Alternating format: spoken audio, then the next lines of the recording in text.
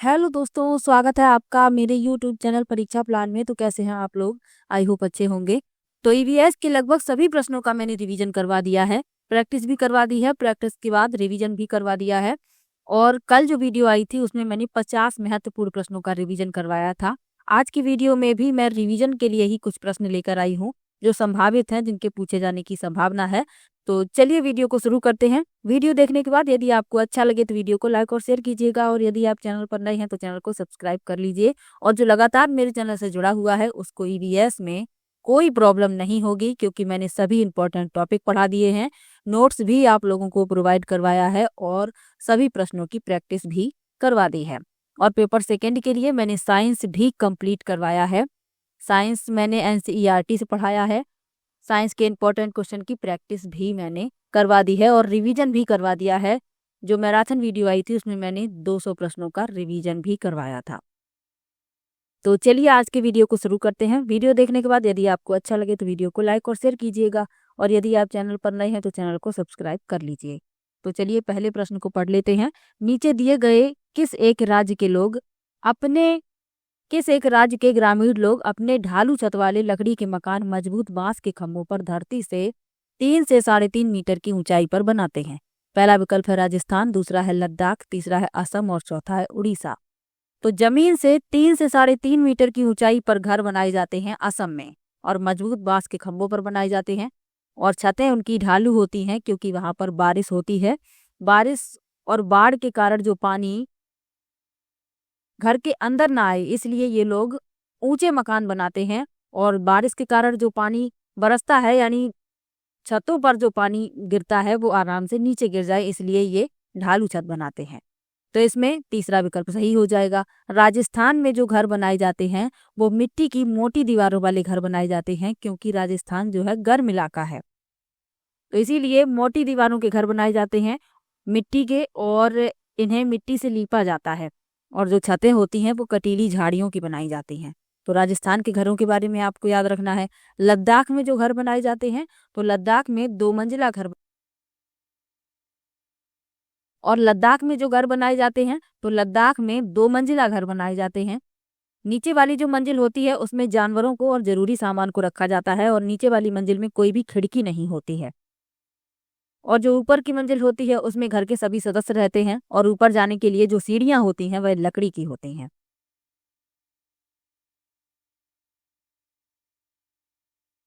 और जो दीवारें होती हैं वह पत्थरों को एक के ऊपर एक रखकर बनाई जाती हैं। इन घरों की दीवारें मिट्टी और चूने की मोटी परत से ढकी होती हैं।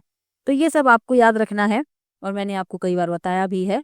तो इन घरों की विशेषताएं आपको याद रखनी है, इन राज्यों के घरों की। चलिए अगले प्रश्न पर चलते हैं। लिखा है, भारत के मानचित्र में दिल्ली की स्थिति के सापेक्ष गांधीनगर और पटना की दिशाएं क्रमशः हैं। पहला विकल्प है दक्षिण पूर्व और दक्षिण पश्चिम, दूसरा है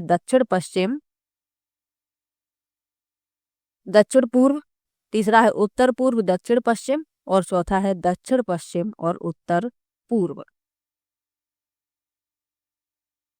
तो दिल्ली के सापेक्ष गांधीनगर और पटना की दिशाएं पूछी गई हैं। तो दिल्ली के सापेक्ष जो गांधीनगर है वह है दक्षिण पश्चिम में, और जो पटना है वह दक्षिण पूर्व में है। तो दूसरा विकल्प इसमें सही हो जाएगा। आप लोग खुद मैप में इसे ढूंढेंगे और दिशा ज्ञात करेंगे। चलिए अगले प्रश्न पर चलते हैं। इसमें दूसरा विकल्प सही है, दक्षिण पश्चिम और दक्षिण पूर्व। चलिए अगले प्रश्न पर चलते हैं। निम्नलिखित में से किसने मटर के पौधों के साथ प्रयोग किए और यह पाया कि मटर के पौधों में कुछ ऐसे लक्षण होते हैं जो जोड़ियों में पाए जाते हैं, जैसे चिकने या खुरदरे, लंबे या बौने, पीले या हरे आदि? पहला विकल्प है डॉक्टर एम एस स्वामीनाथन, दूसरा विकल्प है ग्रेगोर जॉन मेंडल, तीसरा विकल्प है जॉर्ज मेस्ट्रल, और चौथा है चार्ल्स डार्विन। तो मटर के पौधे पर प्रयोग किए थे ग्रेगोर जॉन मेंडल ने। दूसरा विकल्प इसमें सही हो जाएगा। और इन्होंने ही बताया था कि मटर के पौधों में कुछ ऐसे लक्षण होते हैं जो जोड़ियों में पाए जाते हैं। तो दूसरा विकल्प इसमें सही है। अब जो और विकल्प लिखे हुए हैं उनके बारे में जान लीजिए। जो एम एस स्वामीनाथन है, डॉक्टर एम एस स्वामीनाथन, इन्हें भारत में हरित क्रांति का जनक कहा जाता है। और जॉर्ज मेस्ट्रल, इन्होंने वेल्क्रो बनाया था। और चार्ल्स डार्विन जो हैं, इन्हें प्राकृतिक इन्होंने प्राकृतिक चयन का सिद्धांत दिया था। तो आपको ये सब भी याद रखना है।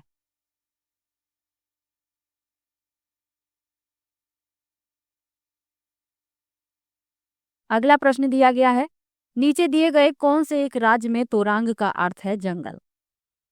पहला विकल्प है असम, दूसरा है उड़ीसा, तीसरा है मिजोरम और चौथा है झारखंड। तो इस प्रश्न में चौथा विकल्प सही है, झारखंड। झारखंड के कुडुक आदिवासी समुदाय द्वारा कुडुक भाषा बोली जाती है और उसी भाषा में तोरांग का अर्थ जंगल होता है।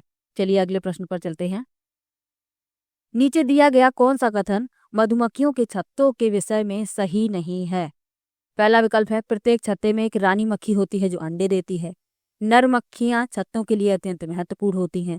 छत्ते में बहुत सारी काम करने वाली मक्खियां होती हैं और छत्ते में केवल कुछ नर मक्खियां होती हैं। तो मधुमक्खियों के बारे में मैंने आपको कई बार बताया है। 3 प्रकार की मधुमक्खियां होती हैं। मधुमक्खी छत्ते में रानी मक्खी अंडे देती है। श्रमिक मधुमक्खियां बहुत ही महत्वपूर्ण होती हैं छत्ते के लिए। ये छत्ते बनाने का कार्य, शहद बनाने का कार्य, रस बनाने का कार्य, बच्चे पालने का कार्य, ये सभी कार्य श्रमिक मधुमक्खियां करती हैं। और छत्ते में कुछ नर मधुमक्खियां होती हैं और ये कोई विशेष कार्य नहीं करती। इसमें जो सही नहीं है, तो दूसरा विकल्प इसमें सही नहीं है, क्योंकि इसमें लिखा है नर मक्खियां छत्तों के लिए अत्यंत महत्वपूर्ण होती हैं, जबकि ऐसा नहीं है, श्रमिक मधुमक्खियां महत्वपूर्ण होती हैं। तो दूसरा इसमें गलत हो गया और यही इस प्रश्न का उत्तर हो जाएगा, क्योंकि गलत पूछा गया था। चलिए अगले प्रश्न पर चलते हैं। आज हम मिर्ची के बिना भोजन की कल्पना भी नहीं कर सकते। इसे व्यापारी हमारे देश में लाए थे। पहला विकल्प है अफगानिस्तान से, दूसरा है इंग्लैंड से, तीसरा है दक्षिणी अमेरिका से और चौथा है दक्षिणी अफ्रीका से। तो मिर्ची आई है दक्षिणी अमेरिका से। तीसरा विकल्प इसमें सही हो जाएगा। चलिए अगले प्रश्न पर चलते हैं। लिखा है निम्नलिखित में से कौन अंतर्राष्ट्रीय ख्याति प्राप्त वेट लिफ्टर हैं? पहला विकल्प है सुनीता विलियम्स, दूसरा विकल्प है बछेंद्री पाल, तीसरा विकल्प है सूर्यमणि और चौथा विकल्प है कर्णम मल्लेश्वरी।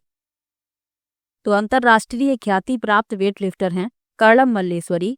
चौथा विकल्प इसमें सही हो जाएगा और इनका संबंध आंध्र प्रदेश राज्य से है, तो ये भी आपको याद रखना है।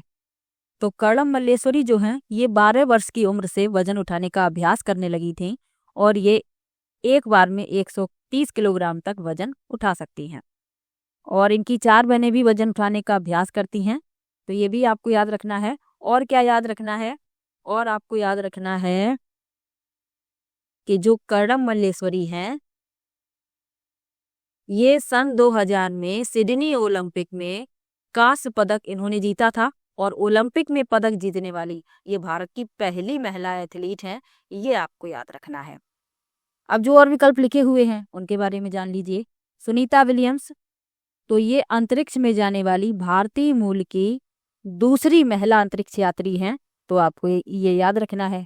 तो ये दूसरी हैं, तो पहली कौन है? तो पहली है कल्पना चावला, यानी भारतीय मूल की पहली महिला अंतरिक्ष यात्री हैं कल्पना चावला और दूसरी सुनीता विलियम्स। सूर्यमणि, ये कुडुक आदिवासी समुदाय से इनका संबंध है और इन्होंने जंगल बचाओ आंदोलन के लिए काम किया था, ये आपको याद रखना है। और बछेंद्री पाल, तो बछेंद्री पाल माउंट एवरेस्ट पर चढ़ने वाली भारत की प्रथम महिला है। तो ये इतना आपको इन सब के बारे में याद रखना है। चलिए अगले प्रश्न पर चलते हैं। नीचे दिया गया कौन सा समूह जड़ों का है? पहला विकल्प है चुकंदर आलू अदरक, दूसरा है गाजर हल्दी अदरक, तीसरा है शकरकंदी मूली हल्दी और चौथा है गाजर चुकंदर मूली। तो इसमें जो सभी जड़ें हैं वह बतानी है। तो इसमें आलू तना है, अदरक तना है, चुकंदर जड़ है, तो पहला गलत हो गया। गाजर जड़ है, हल्दी और अदरक तना है, तो ये भी गलत हो गया।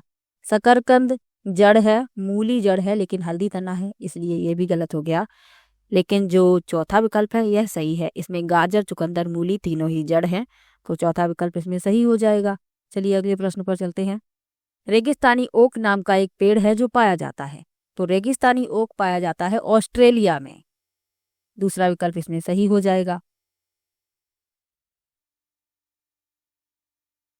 और इसमें पत्तियां बहुत कम होती हैं, यह 10 से 12 मीटर तक बढ़ता है। इसकी जड़ें पानी में यानी कि जमीन में उस गहराई तक जाती हैं जब तक कि पानी तक ना पहुंच जाएं। इसके तने में पानी एकत्र हो जाता है। जब भी उस इलाके में सूखा पड़ जाता है तो लोग इसके तने में पतला पाइप डाल के पानी निकाल लेते हैं।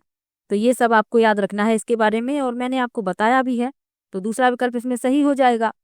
अबू धाबी में सिर्फ खजूर के पेड़ उगते हैं, ये आपको याद रखना है। और राजस्थान टिक मत कर दीजिएगा, राजस्थान में खेजड़ी वृक्ष पाया जाता है।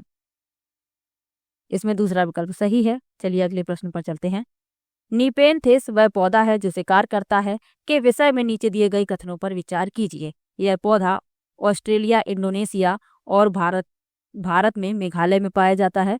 इसका आकार घड़े जैसा होता है और इसका मुंह एक पत्ती से ढका होता है। यह केवल छोटे कीड़े मकोड़ों को फंसाकर उनका शिकार कर सकता है।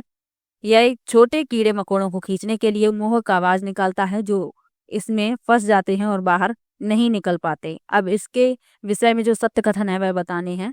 तो नीपेंथिस यानी कि घटपड़ी कीटभक्षी पौधा है और यह पौधा ऑस्ट्रेलिया, इंडोनेशिया और भारत में मेघालय में पाया जाता है। यह ऐसे इलाके में पाया जाता है जहां पर नाइट्रोजन की कमी होती है और इस कमी को पूरा करने के लिए यह छोटे कीड़े मकोड़ों को खा जाता है। और इसके बारे में क्या क्या सही है? पहला तो इसमें सही हो गया, इसका आकार घड़े जैसा होता है और इसका मुंह एक पत्ती से ढका होता है, ये भी सही है। यह केवल छोटे कीड़े मकोड़ों को फंसाकर उनका शिकार करता है, तो ये गलत है क्योंकि यह केवल छोटे कीड़े मकोड़ों को नहीं खाता, ये चूहे और मेढक को भी खा जाता है।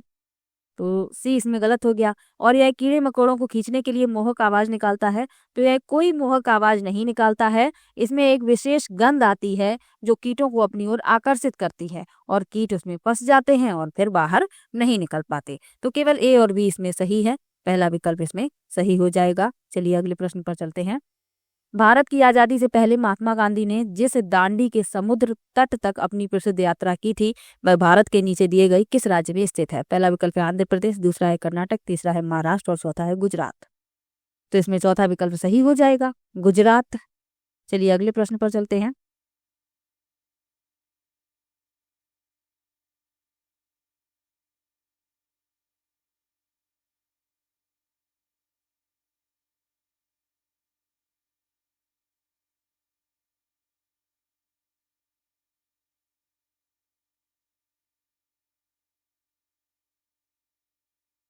अगला प्रश्न दिया गया है, उच्च ज्वर के साथ कपकपी जिसका उपचार सिनकोना पेड़ की छाल से किया जाता है वह है? पहला विकल्प है मियादी बुखार, दूसरा है मलेरिया, तीसरा है चिकनगुनिया और चौथा है डेंगू। तो उच्च ज्वर यानी तेज बुखार के साथ कपकपी और उपचार किया जाता है सिनकोना पेड़ की छाल से, तो यह है मलेरिया। दूसरा विकल्प इसमें सही हो जाएगा। चलिए अगले प्रश्न पर चलते हैं। आप समय जो जो है वह डिटेल में पढ़ने का नहीं है क्योंकि ये सब कुछ मैं पढ़ा चुकी हूँ। अगला प्रश्न दिया गया है, चेराव नाच कहाँ के लोग करते हैं? पहला विकल्प है झारखंड, दूसरा है मिजोरम, तीसरा है मणिपुर और चौथा है मेघालय। तो चेराव नाच करते हैं मिजोरम के लोग। इसे बांस नृत्य के रूप में भी जानते हैं, तो ये भी याद रखिए। अगला प्रश्न दिया गया है, तमिलनाडु के निकटवर्ती राज्य हैं? पहला विकल्प है आंध्र प्रदेश, उड़ीसा, कर्नाटक, दूसरा है केरल, आंध्र प्रदेश, महाराष्ट्र, तीसरा है कर्नाटक, छत्तीसगढ़, केरल और चौथा है आंध्र प्रदेश, केरल, कर्नाटक। तो तमिलनाडु जो है भारत का दक्षिणी राज्य है और इसके निकटवर्ती राज्य पूछे गए हैं, तो आंध्र प्रदेश, केरल, कर्नाटक। चौथा विकल्प इसमें सही हो जाएगा। मैप में आप लोग इन्हें खुद ढूंढिएगा। अगला प्रश्न दिया गया है, नीचे दी गई सूची के आधार पर विचार कीजिए। कछुआ, घड़ियाल, कौआ, बत्तख, मछली। इस सूची में से निम्न में से कौन सा दूसरों से भिन्न है? पहला विकल्प है मछली, दूसरा है कौआ, तीसरा है घड़ियाल और चौथा है कछुआ। तो इसमें जो भिन्न है वह बताना है।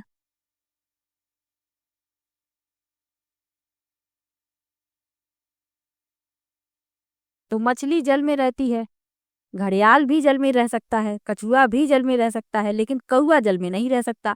तो यही तो भिन्न है और यही इस प्रश्न का उत्तर हो जाएगा। अगला प्रश्न मिलान वाला है।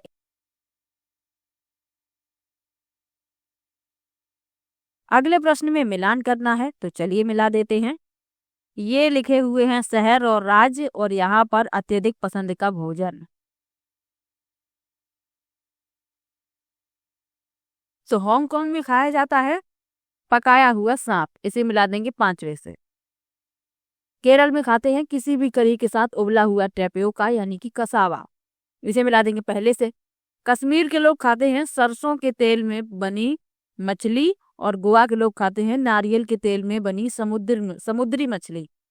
अब इसमें देख लेते हैं, ए का पांचवा, बी का पहला, सी का दूसरा और डी का तीसरा, यानी कि जो दूसरा विकल्प है वही इस प्रश्न में सही हो जाएगा। इसके अलावा और क्या क्या है आपको याद रखना है। केले की फूल की सब्जी केरल में खाई जाती है, कचनार के फूलों की सब्जी उत्तर प्रदेश में खाई जाती है।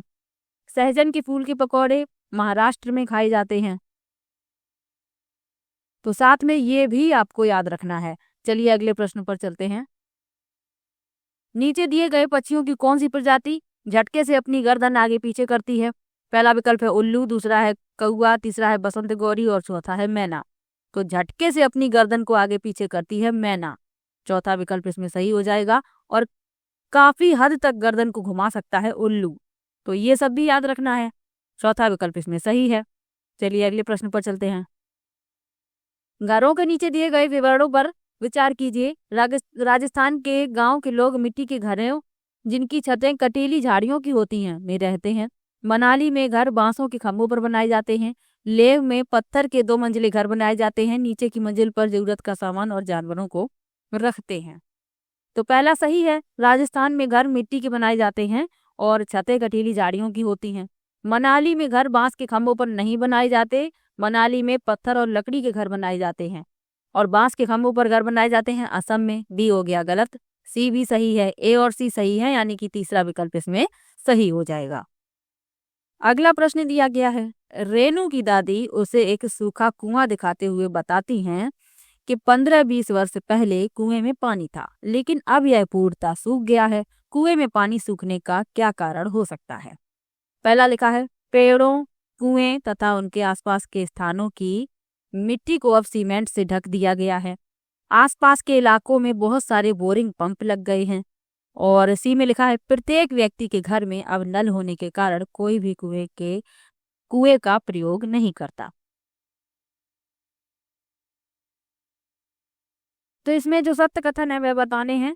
तो इसमें जो पहला लिखा हुआ है कि पेड़ों, कुएं तथा उनके आसपास के स्थान की जो मिट्टी है अब उन्हें सीमेंट से ढक दिया गया है और आसपास के इलाके में बहुत सारे बोरिंग पंप लग गए हैं, इसीलिए ये कुएं पूर्णतः सूख गए हैं।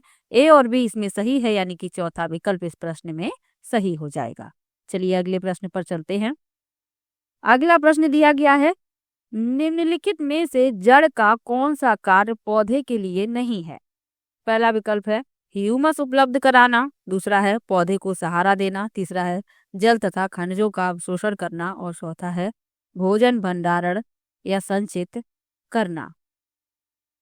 तो जड़ का कौन सा कार्य पौधे के लिए नहीं है, ये पूछा गया है। तो पहला विकल्प इस प्रश्न का उत्तर हो जाएगा ह्यूमस उपलब्ध कराना। ये जो कार्य है ये पौधे के लिए नहीं है, पहला विकल्प इस प्रश्न में सही हो जाएगा।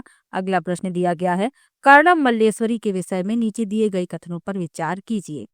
वह अंतरराष्ट्रीय ख्याति प्राप्त भारोत्तोलक यानी वेट लिफ्टर हैं, दूसरा है वह कर्नाटक की हैं, तीसरा है उन्होंने अपने नाम बहुत से रिकॉर्ड बनाए हैं, वह 130 किलोग्राम तक भार उठा सकती हैं, और चौथा है जब वह 12 वर्ष की थी तभी से वह भार उठाने का अभ्यास करने लगी थी। तो उनके बारे में जो सत्य कथन है वह बताना है। तो वह अंतरराष्ट्रीय ख्याति प्राप्त भारोत्तोलक यानी कि वेट लिफ्टर हैं, ये सही है। वह कर्नाटक की हैं, तो ये गलत है क्योंकि उनका जो संबंध है वह आंध्र प्रदेश राज्य से है। सी भी सही है, उन्होंने अपने नाम बहुत से रिकॉर्ड बनाए हैं और वह 130 किलोग्राम तक भार उठा सकी थी, ये सही है। और जब वह 12 वर्ष की थी तभी से वह भार उठाने का अभ्यास करने लगी थी। ए सी डी इसमें सही है, पहला विकल्प इस प्रश्न में सही हो जाएगा। चलिए अगले प्रश्न पर चलते हैं। वर्ली एक पारंपरिक कला का प्रकार है, वर्ली नामक स्थान किस राज्य में है? पहला विकल्प है उड़ीसा, दूसरा है राजस्थान, तीसरा है बिहार और चौथा है महाराष्ट्र। तो वर्ली जो है, जो स्थान है वह है महाराष्ट्र में, चौथा विकल्प इसमें सही हो जाएगा।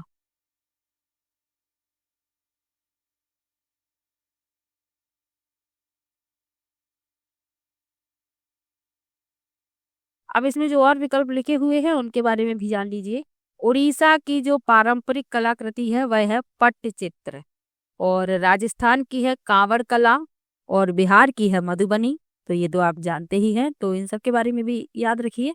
और महाराष्ट्र से वर्ली का संबंध है, तो ये भी याद रखिए। चलिए अगले प्रश्न पर चलते हैं। मच्छरों के प्रजनन की रोकथाम के लिए ठहरे पानी पर तेल डालने की सलाह दी जाती है, ऐसा इसलिए क्योंकि पहला विकल्प है मच्छरों को तेल द्वारा विकर्षित किया जाता है। दूसरा है मच्छर तेल द्वारा मर जाते हैं। तीसरा है मच्छर तेल की परत में फंस जाते हैं। और चौथा है तेल ऑक्सीजन की आपूर्ति को काट देता है, जिससे मच्छरों का प्रजनन थम जाता है। तो मच्छरों के प्रजनन की रोकथाम के लिए ठहरे पानी पर तेल डालने की सलाह दी जाती है, क्योंकि तेल ऑक्सीजन की आपूर्ति को काट देता है, जिससे मच्छरों का प्रजनन थम जाता है। चौथा विकल्प इसमें सही हो जाएगा। अगला प्रश्न दिया गया है, निम्नलिखित में से कौन सा कीट मधुमक्खियों की भांति कॉलोनी यानी कि बस्ती में एक साथ नहीं रहता?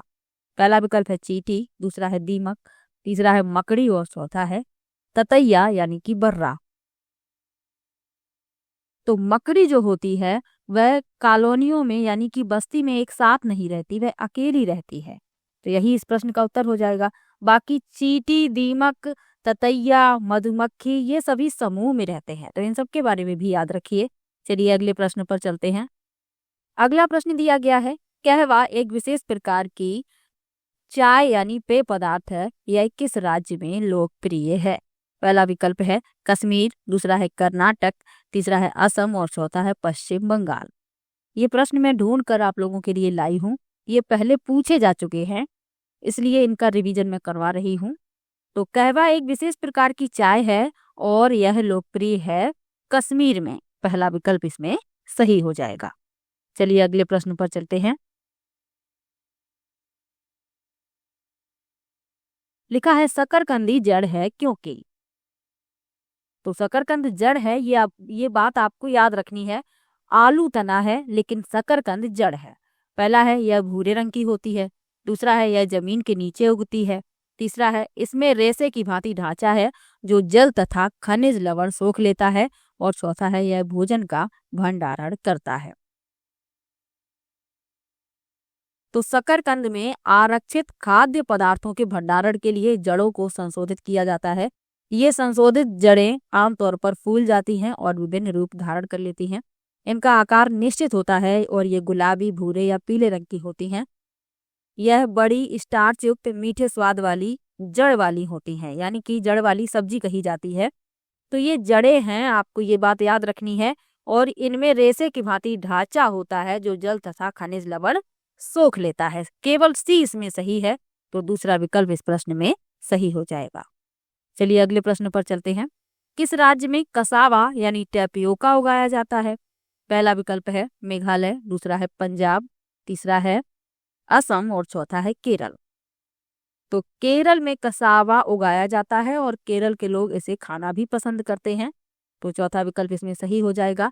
केरल में केले के फूल की सब्जी और खाई जाती है, ये भी आपको याद रखना है।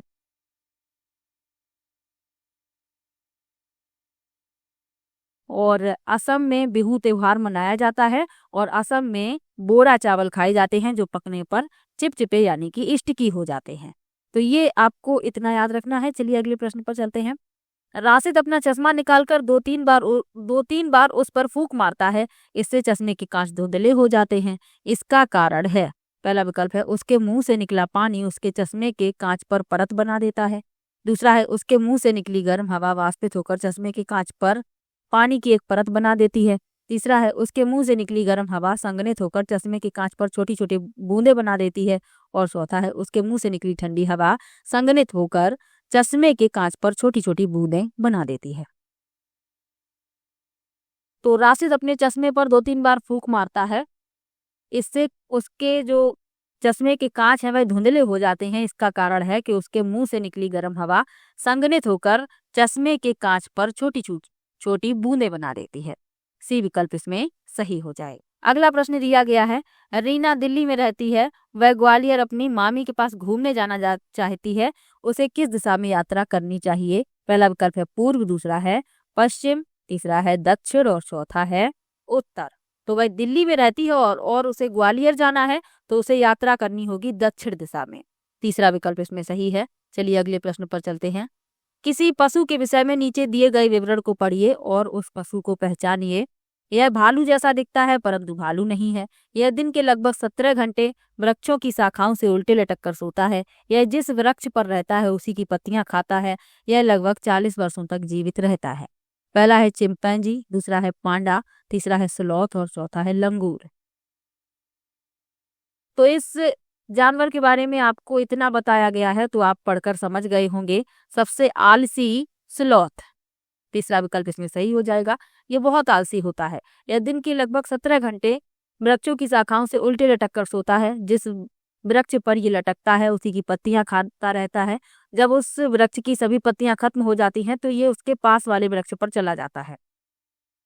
इनका जो जीवन काल है 40 वर्षों का है और ये 40 वर्षों में मुश्किल से 8 पेड़ों पर ही घूम पाते हैं और ये सप्ताह में एक ही बार शौच करने के लिए नीचे उतरता है। तो इतना आपको याद रखना है। तीसरा विकल्प इसमें सही है। चलिए अगले प्रश्न पर चलते हैं। जब कोई सपेरा अपने वाद्य यंत्र यानी बीन को बजाता है तो सांप उसकी ध्वनि पर अपने सिर को इधर उधर घुमाता है। आपके विचार से सांप वाद्य यंत्र के प्रति अनुक्रिया कैसे कर रहा है? पहला है वाद्य यंत्र को सूंघकर, दूसरा है उस वाद्य यंत्र की ध्वनि सुनकर, तीसरा है उस वाद्य यंत्र की गति को देखकर और चौथा है उस वाद्य यंत्र द्वारा उत्पन्न कंपनों के प्रति अनुक्रिया करके। तो इसमें चौथा विकल्प सही हो जाएगा, उस वाद्य यंत्र द्वारा उत्पन्न कंपनों के प्रति अनुक्रिया करके। तो 31 प्रश्न मैंने आज की वीडियो में लिए हैं। कल की वीडियो में 50 प्रश्न लिए थे, आज की वीडियो में 31 प्रश्न लिए हैं और ये सभी प्रश्न महत्वपूर्ण हैं। यानी कुल 81 प्रश्न मैंने आप लोगों को दिए हैं महत्वपूर्ण प्रश्नों के तौर पर। तो आप लोग यदि इन प्रश्नों को देख लेते हैं तो इससे संबंधित यदि कोई प्रश्न भी पूछा जाएगा तब भी आपका प्रश्न गलत नहीं होगा। और मैंने कंप्लीट ईवीएस पढ़ा दिया है। फिर भी आपको किसी भी प्रकार की समस्या हो तो आप कमेंट कीजिएगा। और ये लास्ट वीडियो है, अब इसके बाद ईवीएस का वीडियो नहीं आएगा और आपके एडमिट कार्ड भी आ जाएंगे। हो सकता है आज शाम को ही एडमिट कार्ड आपके आ जाएं, नहीं तो कल तक तो आ ही जाएंगे। तो चलिए मिलते हैं नेक्स्ट वीडियो में, तब तक के लिए बाय बाय।